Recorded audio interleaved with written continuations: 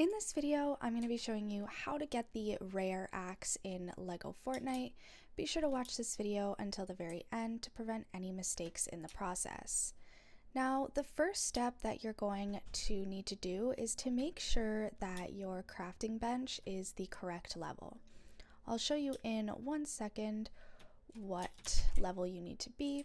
So as you can see, if you want to get the rare axe, you are going to need to have a level 3 crafting bench. Mine is fully upgraded, and you're also going to need to get some cut amber. And what you need for that, a lot of the amber is usually on these kind of hills in the dry valley on the sides right here, and then you're going to need a gem cutter to make it cut, and then you're going to be able to make the rare axe.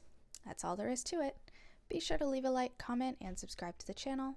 Thanks for watching. See you in the next video.